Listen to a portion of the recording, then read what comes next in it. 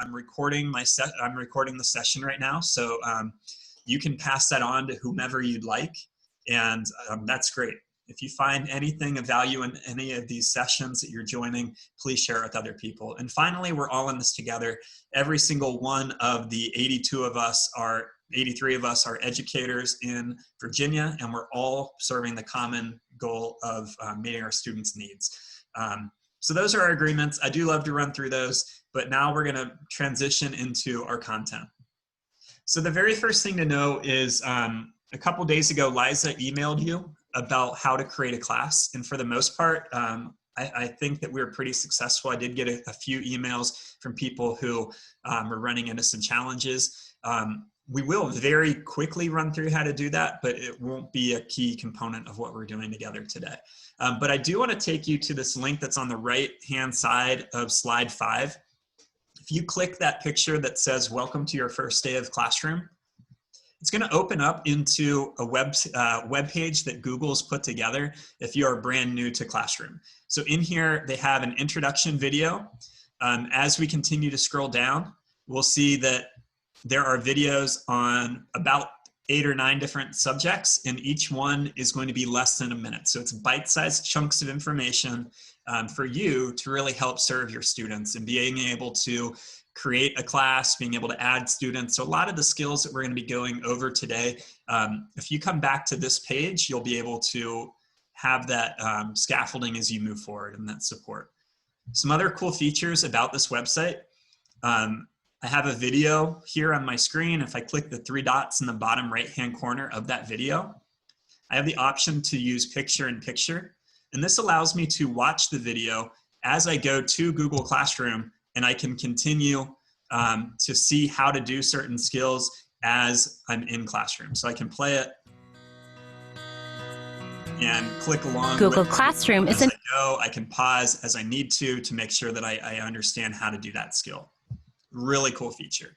As we keep scrolling down, we have additional videos that are made by teachers like us, how to copy a course, how to make a quiz, great things like that. And then also just some best practices. I really like this traffic lights and parents. It's a good way to think about how we communicate with families that you might want to check out as we move forward. All right, so at this point, I'm heading back to our slides. And the next thing that we're going to do is go to classroom.google.com. And we'll take about 30 seconds for everybody to get to that site. Again, classroom.google.com. And then once we're all there, we'll click through a few different things together.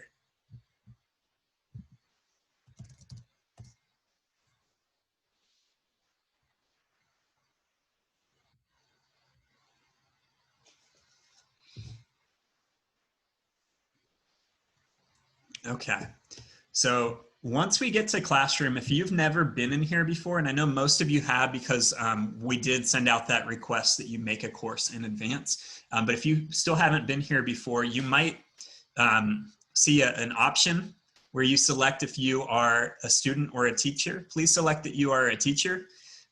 If you select the wrong thing, you can contact your district's technology department. They'll be able to switch you.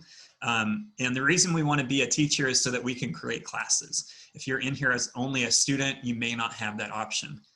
So in here on my screen, I have 6 different courses, and I know that because they look like these little cards. So I have these rounded squares. On the top of it, it says the class name. If I'm a student in the class, it will have my teacher's name and picture on there. If I'm the teacher in my class, it'll tell me how many students I have in that course. For right now, I'm going to very quickly make a new class just so I can start from scratch. If you've already done this, then you're good and you can just kind of hang out for the next 15 seconds. If you haven't yet done it, please click the plus sign and select Create Class. When we've done that, it's going to pop up and give us 4 different fields that we can fill in. The first one's the only one we have to do. So I'm going to make this live demo, and it's 8.3. Section is going to be something like what class period. If you are secondary, that probably makes a lot of sense. If you are elementary, I know some people might do a different section for each content that they teach to their kiddos. So you might have one for math, one for social studies, and so forth. So we can put in here, I'm going to do 1A subject. We can type in, mine will just be consumer mathematics, and then room you can put in if you want, but since a lot of us will be virtual, we'll leave that blank. So at this point, I'm ready to hit create, and it's going to open up my brand new course. Now, in the background, there are a lot of cool things happening when we create a course. So not only is it making it in Google Classroom, but it's also making a new Google Calendar for me. It's making a new folder in my Google Drive, and all of that's done automatically for me. So in here, now that I'm in my class for the very first time, we'll see in the top left, it has our class name. Then we have this banner here, or theme, and it has our class name and section again, and then we get a class code.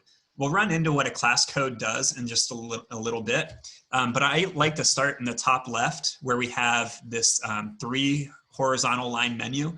I like to call it a hamburger menu. When we click on this, we get a couple different choices in here. First, we have kind of the home page that takes us back to all of our classes that we're a member of, whether it's a teacher or a student. Then we get the calendar, and this is really helpful for our students especially. They can click on calendar and it's going to show them all upcoming assignments for all of their classes, all in one place attached to the dates. Then we have all of our classes that we're teaching, and finally all of the classes that we're enrolled in. As we keep going down, we'll see this option for settings, and settings is mostly about how we want to be notified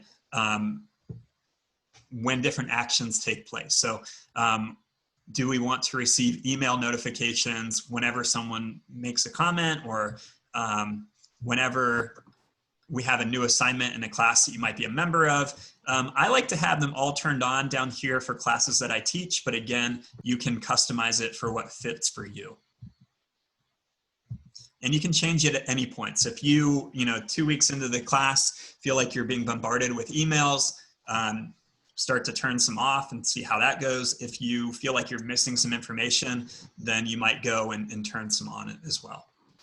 So at this point, I'm going to click my 3-line menu again and go back to the class that I just made, my live demo 8.3. All right, so at the top of my screen right now, in the middle, we see that there's stream, classwork, people, and grades. And these are our 4 different tabs that we see as a teacher. We're going to go through each of these. The first one is stream, and this is going to be very similar to if you use social media. If you're a Facebook user, you have your news feed, and you can think of the stream as that. So any post that you or a member of your class makes, it's going to come in here. And that could be, here's a new assignment, maybe you're posting a question to everyone. All of those would be bundled together in the stream, which is really helpful because that's the first thing anyone sees when they go into the class. The other thing that we see over here is upcoming. And again, right in our student's face, it's going to tell them, here are some upcoming assignments that you have to really help visual cues of, oh, I need to be working on this assignment. What I'm going to do right now, though, is I'm going to post something to this class. So I can click where it says share something with your class. And in here, I'm going to do a very short welcome message to our demo class. I can't wait to work with you. Okay. And you'll notice that in here, we have some of these other options.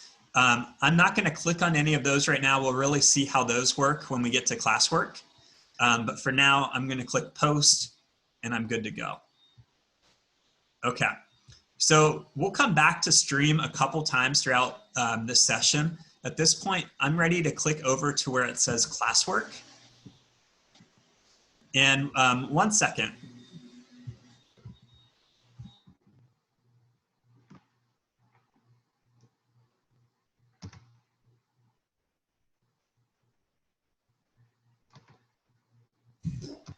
Okay, so when we go to classwork, you'll notice that there's this big button towards the top left that says create. And that's our main go-to when we're in classwork, and that's where we're going to start today. So let's go ahead and click that create button. And in here, we have a few different choices: assignment, quiz assignment, question, material, reuse, post, and topic. And I like to start with topic. I know it's last on here, but it provides a lot of structure for what we're doing. And I think that that's going to be really helpful as we serve our kiddos. So let's go ahead and do create and then topic. And I want you to think of this, you know, back when I started teaching, I had a filing cabinet in my classroom, and every unit that I taught had its own folder, right? And as we had new activities that my kids did, or here's a new project that they might have attached to it, vocabulary components, all of those different pieces of paper would go into that file cabinet and into that folder. Our topics are going to serve that same purpose here. So in here I have my topic. This is a math class, so my first one is going to be on fractions and add. And so now I have a bundle, I have a folder that I can put all of my resources related to fractions into that folder.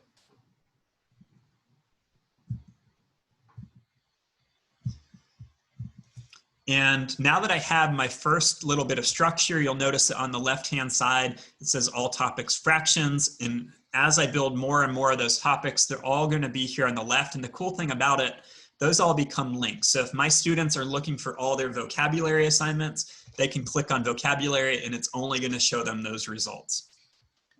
Now, the other thing that we should know is that until I put a first assignment or some sort of material in there and actually hit publish, I can build out any of these topics and my students can't see them. So it allows me to work ahead and make sure that I have the structure that's going to allow for success in my class. So at this point, I'm going to start putting in some new materials. And to do this, I'm clicking create and assignment. So assignment is really the powerhouse tool of Classroom. It's my favorite piece of it, and it's what wowed me when I first saw it. So with this, I'm clicking where it says title, and I'm going to start putting in some information. So this is going to be all about fractions. I know, creative title, right? I'm going to skip over where it says instructions optional. I'll come back to that in just a little bit. And at this point, I'm going to click where it says add. You might see a paperclip on there. And this is an amazing feature in Classroom. It's where I can start to put different materials that are going to help my students, different resources in here. The very first one is what you're going to love. So if you get nothing else out of what we can add to an assignment, make sure you understand what the Google Drive option allows us to do. So I'm clicking Google Drive, and in here it's going to come up with, here are the different contents of Drive for me. It's by default going to do recent. Google's assuming that you're probably going to create material based on what you've been working on recently. So I've selected these slides. I'm going to pick this paper as well. And when I'm all set, I can hit insert. So please note that we can pick one or more materials from Drive at the same time. I'm ready to hit insert, and it adds those files in here for me.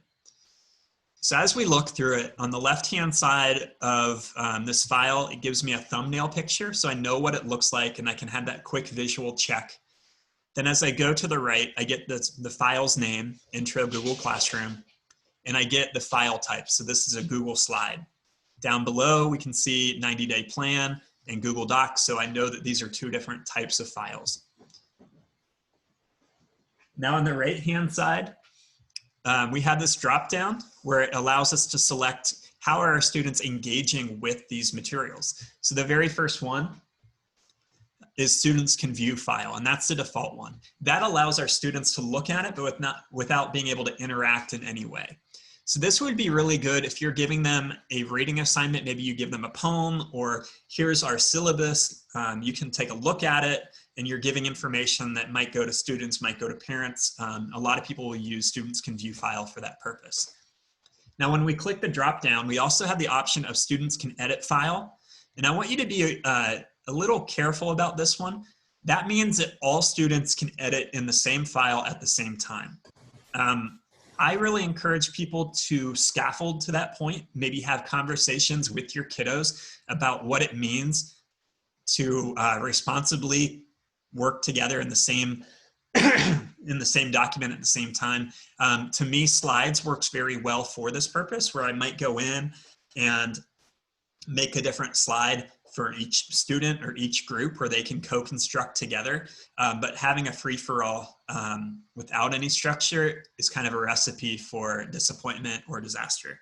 The final option in here is make a copy for each student. And that does exactly what it sounds like. It's going to use the file that you put here and turn it into a template where your students can start to fill in and do their work based on what you've given them. So I'm going to make a copy for each student. And then down here, 90-day plan, this is going to be students can edit the file all at once. So I have those two different settings. They don't have to be set the same way. Each one can correspond to how you want them to work with it. At this point, I'm going to go back to where it says add and look at these other options that we can do. The second one rather is link. So if I want my kids to go to Newsela, I can put that link in here, and it might be a particular article I want them to look at, or here's a Khan Academy video, whatever it might be. Add link. And when they get in here, they would just click and it opens the link up. When I go back to add, I have two other choices. File allows me to upload a file from my computer or maybe a flash drive and put it onto Classroom. And then finally, we have YouTube. So in here, I can do a search for fractions, 3rd grade, and hopefully can find a video that's appropriate for my kiddos. So I probably don't want to do an 11-minute video, even though it looks like it's geared for kids. I might want to find one that's a little bit shorter. So in here, fraction song for kids, 2nd, 3rd grade, 3 minutes long. Yeah, that looks like a winner. So I'm going to click add. And the final step I'd want to make sure that I do before I share with my kiddos is I'm going to click on the video thumbnail, and I would watch that whole video. Now this one says it's not available right now. However, for our purposes, I'm not really pushing to any kids, so it doesn't really matter too much. After I've reviewed my video and I've added all the different types of materials that I want, now I'm ready to go back to the instructions, and I like to think of this as a table of contents. So I'm going to tell them how I want them to engage with each of these different steps along the way. Now, I've worked with some teachers who might make a video walking through how they want them to work with all of these different materials, and then they simply post that video in here. And that's a kind of a next level way that you can help to meet your students' needs and really to help the parents out as well to remove any ambiguity that might be out there. All right, so now here on the right-hand side, we can customize who is receiving these different pieces of content. So I'm gonna bounce to this class real quick, and we'll walk through it here.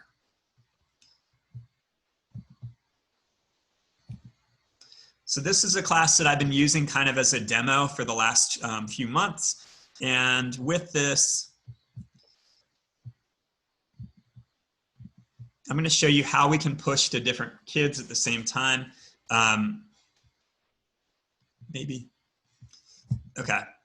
So we have up here, it says 4, and in here I can select more than one class at the same time. So if I want this to go to live demo 813 and Mrs. Seipel's 3rd grade class, I can simply check those 2 boxes and it will push to all of those students at the same time. This is very helpful if you're working with multiple groups of students, and I know a lot of us are because we are doing those smaller class sizes, so it could be very helpful.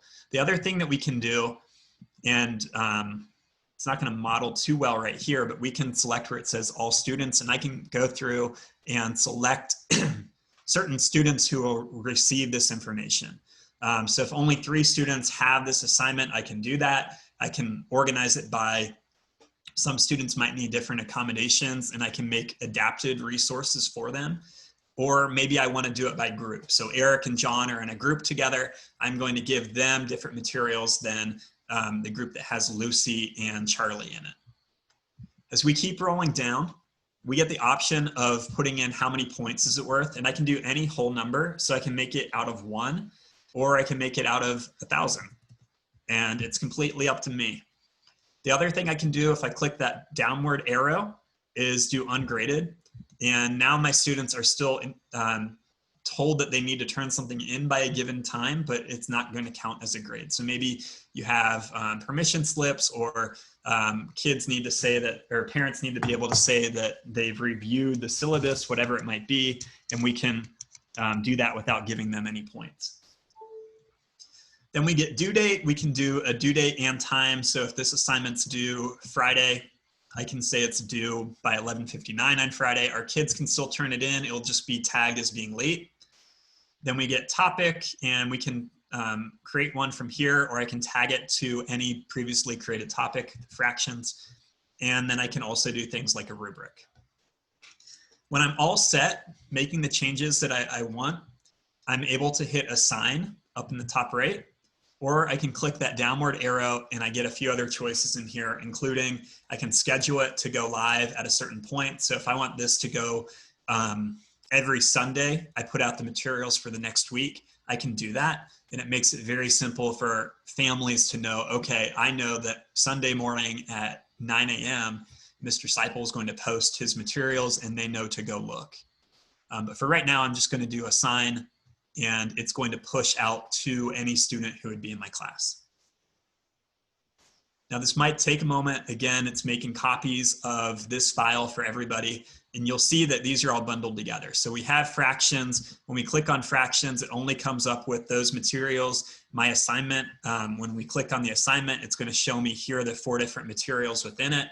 I can see who's turned it in, who hasn't turned it in, and that's going to continually update without me having to hit refresh. So if I had 40 kids in this class, and I hope none of you have that, it would start off by saying 40 assigned, and as students start turning it in, those numbers would shift one way or the other. Some other types of materials that we can post within the classwork tab. When we click on create, we have the option to do a quiz assignment. I'm going to open up an example of this real quick so you can see what this looks like. So in here, this is a quiz assignment. You'll notice that down below, it allows for grade importing, which is a really helpful feature, and we'll see why in just a second. Our quizzes are using Google Forms. And I believe that there's a session on Google Forms tomorrow morning, maybe in the second session. So if you are intrigued by this, maybe you join us again for that session tomorrow. So with our quiz, when they do a response, it's going to give me all sorts of amazing information and data in here. So I get the statistical information, the average, the median, the range, gives me a graph that goes along with it. And as more and more students submit, these numbers are all going to automatically shift for me. Then I get item analysis. It tells me here are the most frequently missed questions. So I know that I can go back and reteach those to make sure that my students truly understand what's going on. Then I get student by student scores and question by question graphs that show me how they responded. And the cool thing is I can copy any of those charts, put them on a Google Doc, put them on a website, put them on my slides, and be able to publish that way too. Now, the other thing that I can do with this assignment is go over to the grades, and we'll look at that in just a little bit. Okay, so the other things I can create, we'll look at questions a little bit later. This is a way that we can poll our students whether we want some multiple choice options, or we can also do a discussion board format. And again, we'll look at that later today. And we can also do materials. Now, materials differ than an assignment. With the material, I don't expect them to turn anything in. So this is purely me giving them something that they can look at. Maybe they're watching a video, maybe it is being able to interact with or being able to read something, but it's really not expecting anything back. It looks like we have a question about the plagiarism part. And so I do want to come back to that and just quickly address that we have slide 16 in the slides that you made a copy of at the beginning. We do have an option for an originality report, which allows our students to be able to see how much of their paper is original, and it allows the teacher to be able to do that too. Now within a class, you're limited to using that tool 3 times throughout the entire course length. So use that sparingly. And we have videos on, again, on slide 16 that will walk you through how to set that up.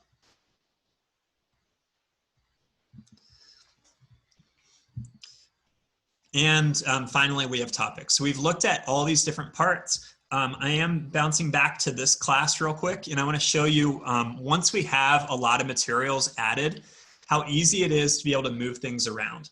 So in this class, I have 6 different topics. And if I want to move overall info to be at the top so that my students always see that syllabus and classroom expectations and things like that, I can click where it says overall info and drag and drop it to whatever order I want.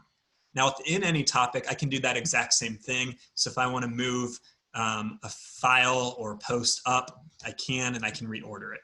And it will make that live for our students in real time too. So it makes it very easy to move things around and customize it the way we want.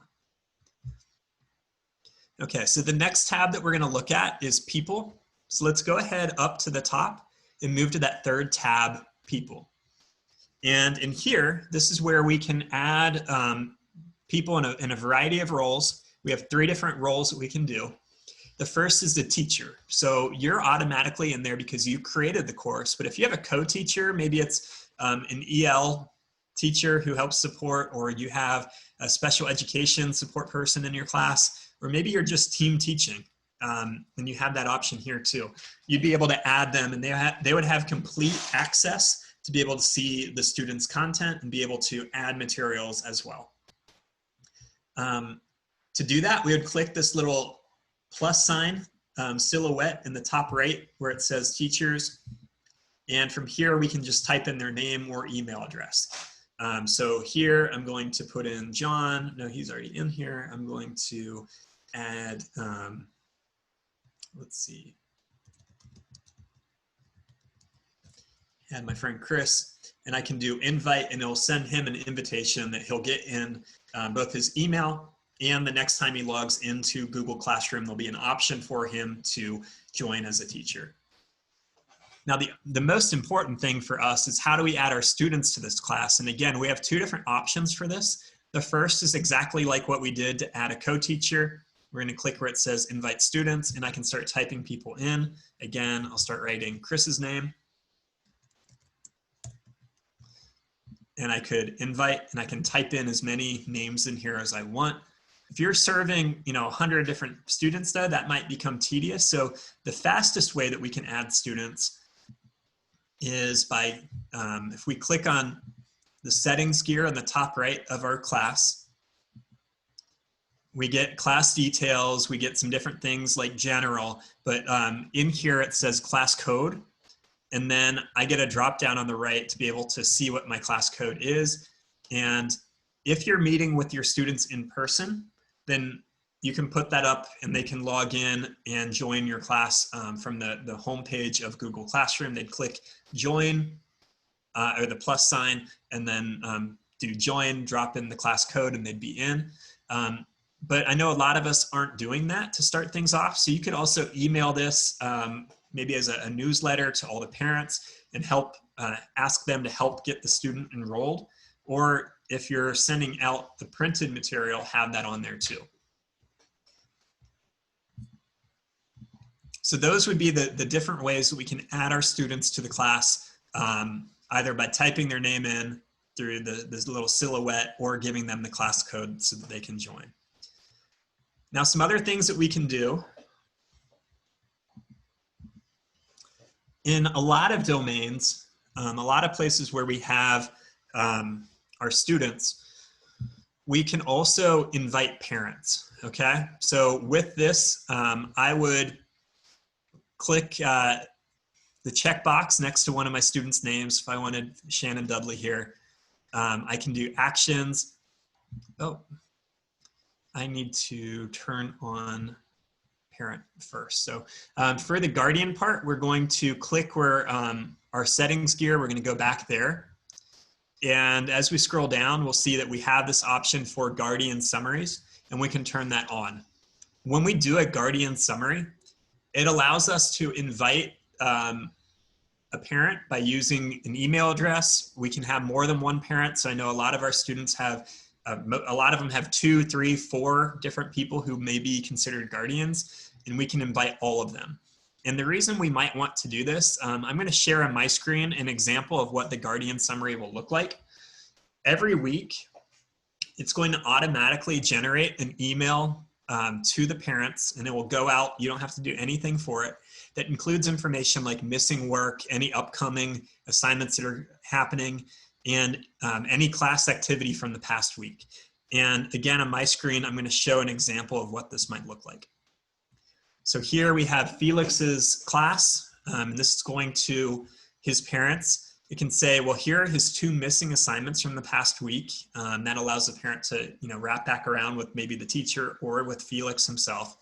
Then we get due next week, so we can start having that conversation of what questions do you have about the price of free speech reading and questions, and I can support as the parent. Then we get class activity from the previous week, any questions that are posed, any assignments that are put in there. And notice that it does this for all of the different courses that Felix is a member of. So if you are in a secondary setting, the student has 4 classes, maybe has 8 different classes, it's going to bundle all of those into one email for that parent. It makes it so easy for them. And the cool thing, once a parent is tagged with Felix for your class, if they are in a social studies class as well, it's going to automatically tag them for that too. Now, this is a setting that some districts have turned off, but I would say most districts that are using Google Classroom will have that option available. Okay, so the final tab that we're going to take a peek at is grades, and then we'll wrap back around with some other ideas of how we can use Classroom. So the final tab that we're looking at, again, is grades. When we click on that, this is a class that I've been working with for a while now. And in here, we can see that we have 6 different assignments. And then it gives us the point value for each of them. So 1, 100, 100, 100, and then ungraded over here on the right. Now with this, I can look at an individual student. So if I want to look at Brooke's assignments, I can click on her name and it comes up with all of her work. I can see things filtered by what has she turned in, what is missing, and I can wrap back around with her and have that conversation.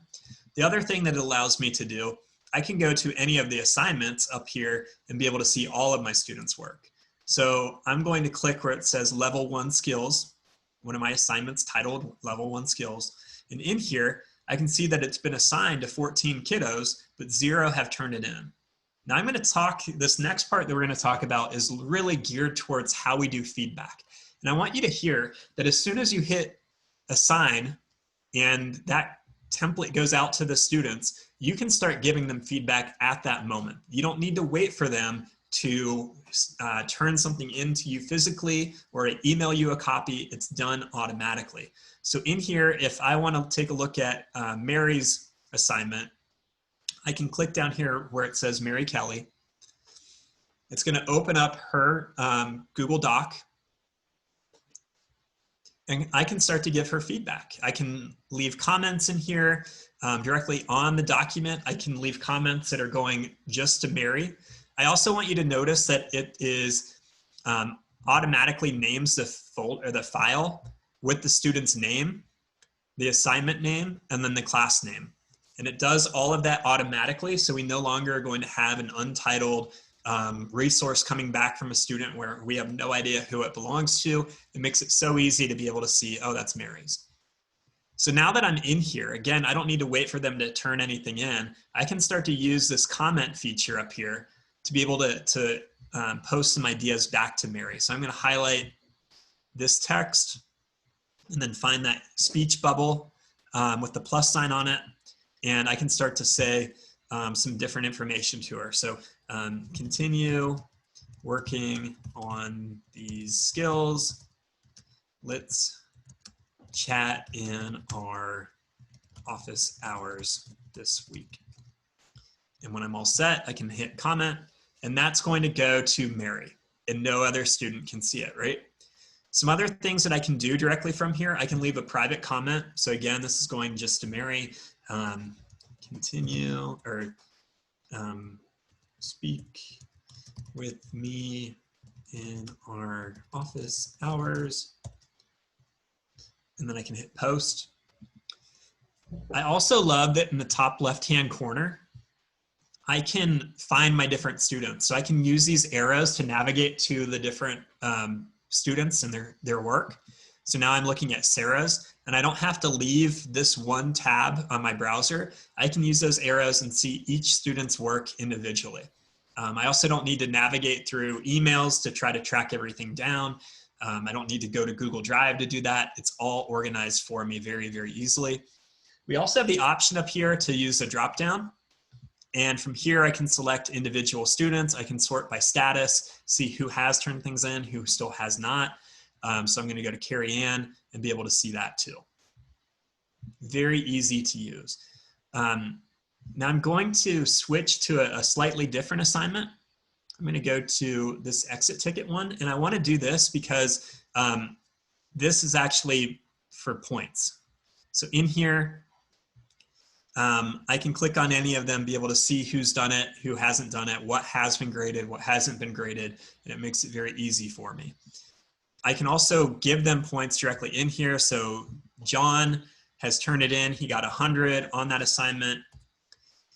As I keep going down, Lindsay only got a 73 on that assignment, and it's going to keep track of all that. Now, my students don't see any changes to the gradebook until I return that work to them. And I can do that on one assignment at a time and one student at a time. Or if I go up to where it has the assignment name and click those 3 dots, I can return all. And all the students who I've given any feedback to, whether it's typed feedback or it's a numerical feedback, all of those students are going to receive it once I hit return. You'll also notice that when I do that, it's now going to factor in to the class average for that particular assignment. So very easy to check that out.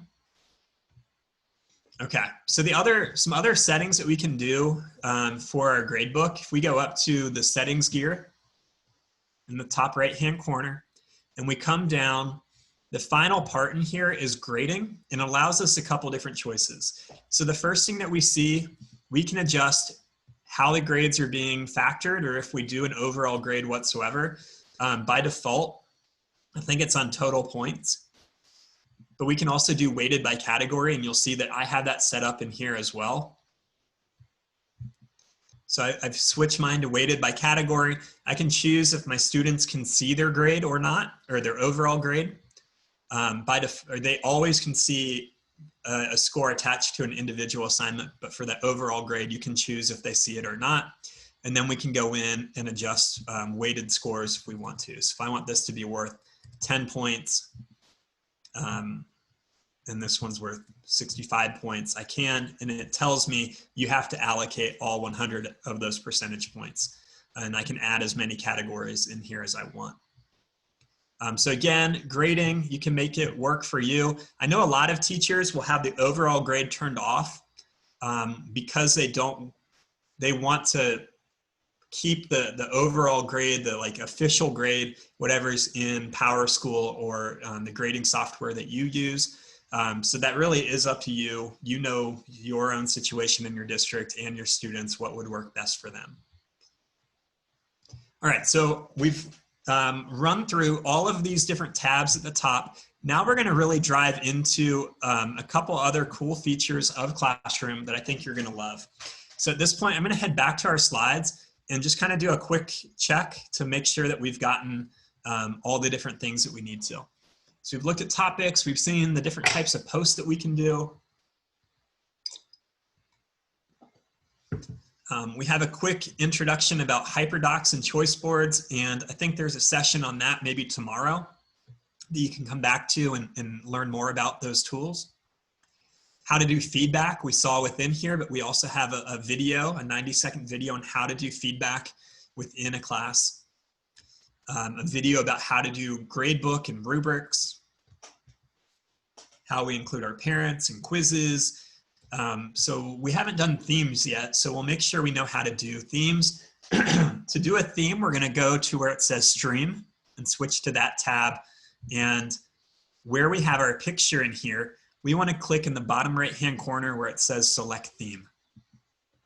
When we do that, it comes up with several different filtering options from general, English, and so forth. This is a math class, so I'm going to go to where it says math and science and select a theme that works for my kiddos. I'll do this geometry one. And then when I do select class theme, actually I'm going to switch to this one. It's going to change the colors within my class. So you'll notice that instead of it being that bluish green color, I have kind of this fuchsia color up at the top. Whenever I'm making a new assignment, it's going to be fuchsia here as well. And I know a lot of teachers use different themes for every class that they teach so that they have a very quick visual cue of, oh, I'm in my 3rd period or I'm in my 5th period, whatever it might be. Okay. We're going to keep rolling. We talked about originality. All right, so probably the most important thing that we're going to be talking about today is how we build community, right? Please disregard that it says May 7th on our slides. Apparently I haven't updated that for a couple months, but we are having a session on creating community on Wednesday at 9 o'clock, and we do have spots available in that. So if you'd like to learn more about Meet, the tool that we're going to talk about very quickly right now, that would be a great session to attend. So Google Meet is Google's video conferencing tool, and they recently built it directly into Google Classroom. So we're going to take a look at how we can use that. And again, this is going to be a feature that your school may not have turned on yet, or maybe they purposely turned it off, but I think it's an amazing option that we have directly in Classroom. So to turn this on, we're going to go to our settings gear in the top right-hand corner. And we'll scroll down a little bit lower to where we're in general. And in here, we have this option for Meet. We want to click where it says generate Meet link. And similar to how we had a class code, we have a unique URL or web address that only members of this class can join. And it is truly secure. So what we might want to do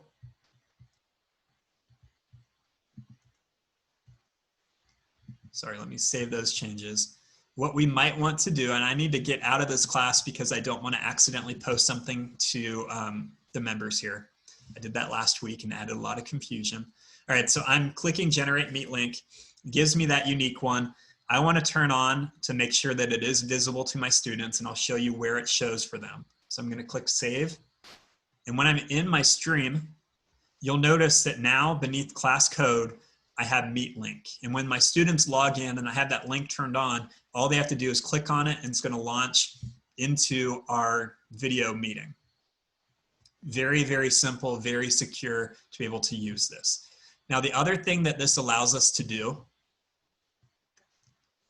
or something that I would encourage you to do, let our students know when we're having those meetings. So we'll meet tomorrow at 1 p.m.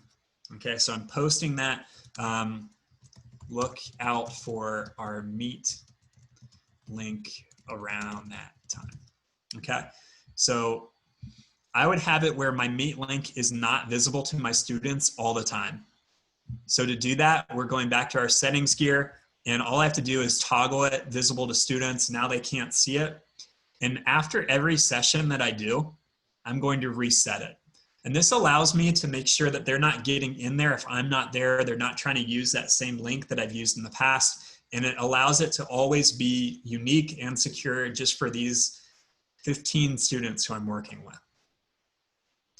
Then after I've made this message to them and when we're ready to go live, I would turn this back on and be able to post my link for my students.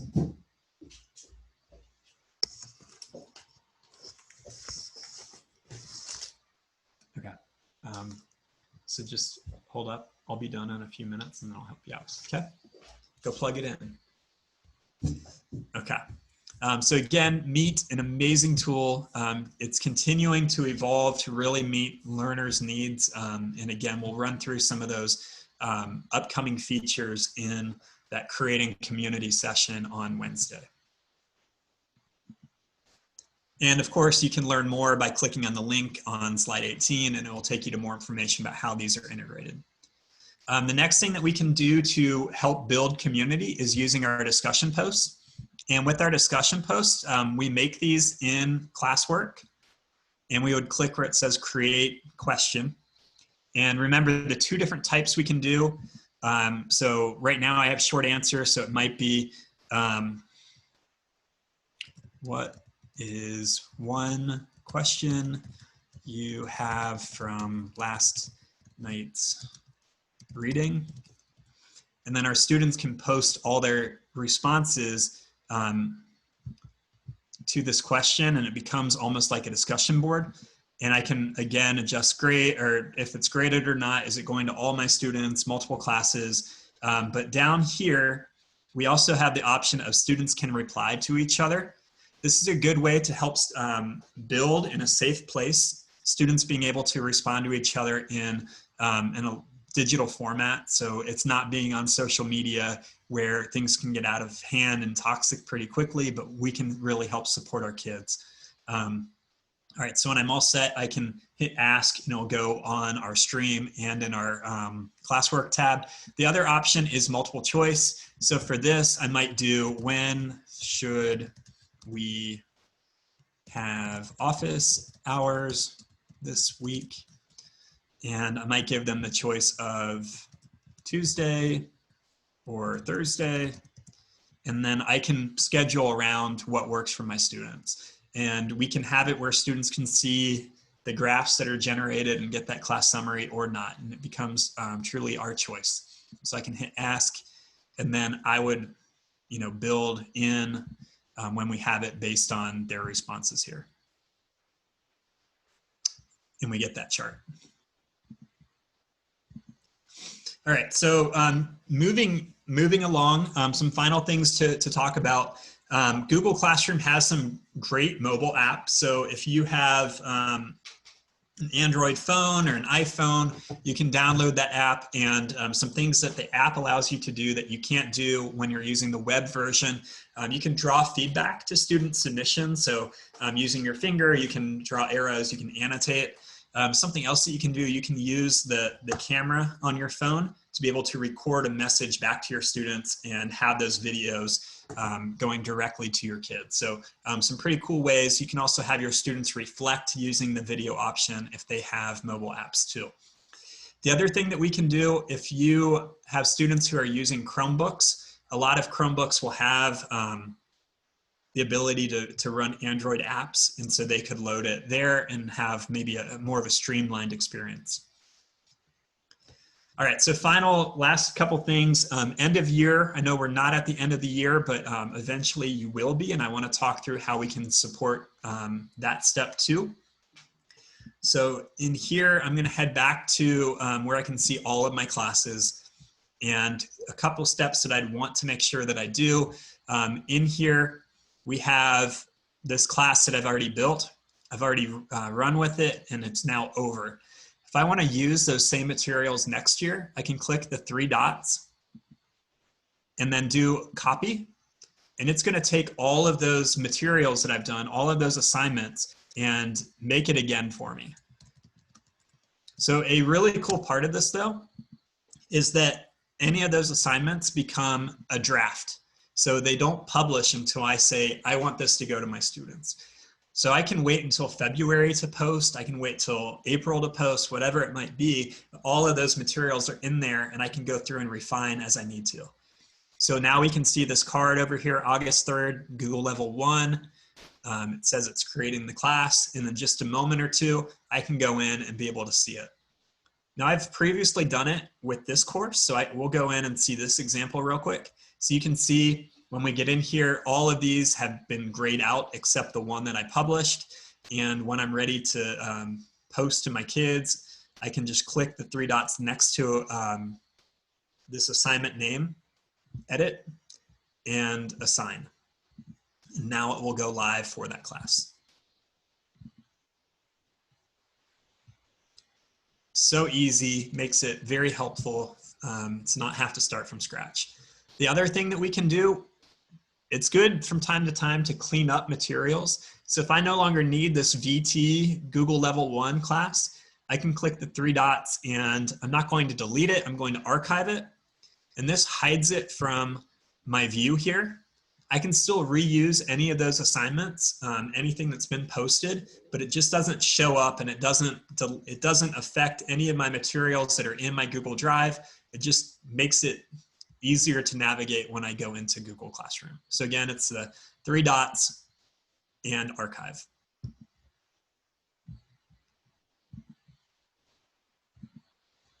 All right, so as we said at the very beginning, the fantastic resource for you is that Learn is the Google Teacher Center. If we click on that link that's on slide 22, it opens up, and as we saw before, we have different resources in here. We also had the link at the very beginning of our slides that take you to that Getting Started with Google Classroom resource. Between those two different places, you'll be in very good hands and be able to have whatever support you need. You can always refer back to these slides as well. I do want to thank you at this point for joining. I know this is a very fast-moving session. Please remember, it has been recorded, and you will get a copy of it later today, so you can always go back to it. I have a link to my website. It has all of these session materials too. You can always go take a look there. We will get into our Q&A in just a moment. I do want to thank John and Eric for being amazing moderators. I kept seeing more and more questions coming into the chat, and you guys are amazing. Thank you for taking care of everything for me. I also want to thank Pam and Liza from VASCL for making these sessions completely free. We've served thousands of educators over the last few months in about 50 or 60 different sessions. So thank you guys for making this free for our teachers. And my final request is that you leave me some feedback so I can continue to grow and get better. You can do that by going to bit.ly/3E76XNX, and it's probably in the chat already. So head there. We have a couple different questions. The final question on the first page asks if you would like a renewal certificate. If you select yes, it'll take you to a final page where you can put in your information for your email address, your name, things like that. Please make sure you spell those responses correctly. Otherwise, you won't receive your certificate. So again, please double check your email address and your name before you hit submit. At this point, if you have any questions, I'd love to field those. You can turn your mic on, ask whatever questions you have. If you don't want to stick around, that's cool too. And after you've given feedback, you can take off. But thank you guys for joining me today. Again, if you have questions, stick around and we'll be able to answer for the next 7 minutes or so.